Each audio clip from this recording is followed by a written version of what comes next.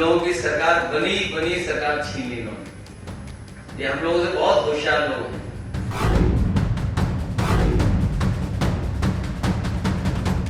सरदेव नेताजी का वह सपना साकार होने जा रहा है जो उन्होंने कहा था कि जीतेगी तो भाजपा ही। मेरा दिल फट जाएगा अगर तुमने बेवफाई की तो। अब मेरे साथ धोखा मत करना, मेरे पास बहुत वक्त है भी नहीं। उत्तर प्रदेश की परिधि में 5 दिसंबर को होने वाले 3 सीटों के दंगल में अब हर दांव और हर हथकंडा अपनाया जा रहा है। मैनपुरी की इमोशन वाली सिचुएशन में सपा ने चुनाव आयोग से शिकायत की है। मैनपुरी में जिलाधिकारी और एसएसपी से लेकर ग्राम पंचायत सदस्य तक लोगों पर बीजेपी के समर्थन में वोट डालने का दबाव बना रहे हैं। अखिलेश यादव ने कहा कि पूरी सरकार ही चुनाव में लगी है। ये बीजेपी के लोग बहुत साजिश करते हैं। हम लोगों की सरकार बनी सरकार छीन ली इन्होंने। ये हम लोगों से बहुत होशियार लोग हैं और इन्होंने ऐसी रणनीति बनाई है, आप लोग बेहतर जानते होंगे। हम लोगों ने कभी लिफाफा नहीं लिया हुआ आपसे, लेकिन इनके संगठन के लोग हैं, बड़ी यूनिवर्सिटियों में जाते हैं, चुपचाप लिफाफा ले आते हैं, चुपचाप मीटिंगें भी होती हैं लोगों की। इसलिए उस ताकत से भी हमें सावधान रहना पड़ेगा। अब मैनपुरी के रण को देखें तो दोनों ओर से बड़े चेहरे भी इस चुनावी समर में उतर आए हैं।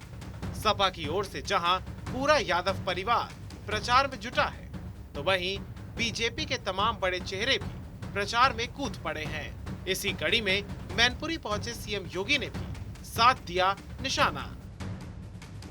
नेताजी के ही आशीर्वाद का परिणाम था कि आजमगढ़ और रामपुर जैसे समाजवादी पार्टी के परंपरागत दुर्ग को ध्वस्त करते हुए भारतीय जनता पार्टी के प्रत्याशी भारी बहुमत से दोनों लोकसभा सीटों पर परचम लहरा करके आज से 3 महीने पहले विजयी हुए थे।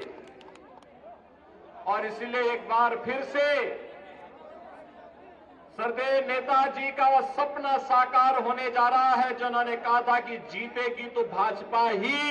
और वही भाजपा के लिए आपसे अपील करने के लिए मैं आज फिर से एक बार इस करहल विधानसभा क्षेत्र मैनपुरी में आपके बीच आया हूं। सीएम योगी के इस दौरे पर दर्जनों लोग बीजेपी में शामिल भी हुए। इधर रामपुर का रण भी लगातार रोचक होता जा रहा है। यहाँ तो इमोशन के साथ साथ आंसुओं ने भी अहम जगह बना ली है। मंच पर मायूस होकर रोए आजम खान ने कहा कि मुझे अकेला मत छोड़ना। मेरा दिल फट जाएगा,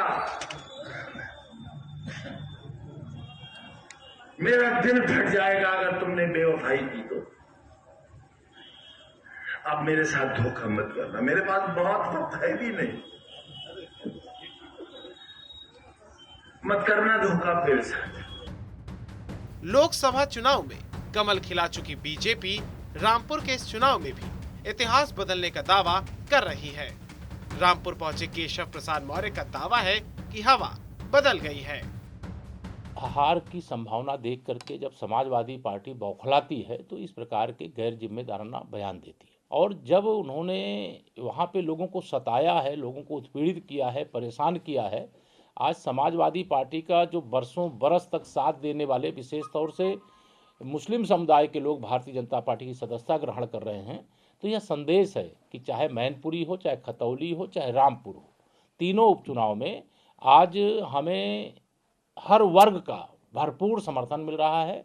और लोग ये जानते हैं कि सपा को वोट देने का मतलब है, सपा गठबंधन को वोट देने का मतलब है अपने भविष्य के उज्जवल जो संभावनाएं हैं उस पर ताला लगाना। बहरहाल खतौली सीट पर भी श्रीकांत त्यागी के तेवरों ने थोड़ी खलबली मचा दी है। वहीं शिवपाल यादव की सुरक्षा में कटौती पर भी सवाल उठ रहे हैं। ऐसे में इन सब के बीच अहम सवाल ये है, क्या मैनपुरी में है इमोशनल घमासान और क्या रामपुर में आंसुओं का इम्तिहान? कहां चलेगा कौन सा काट?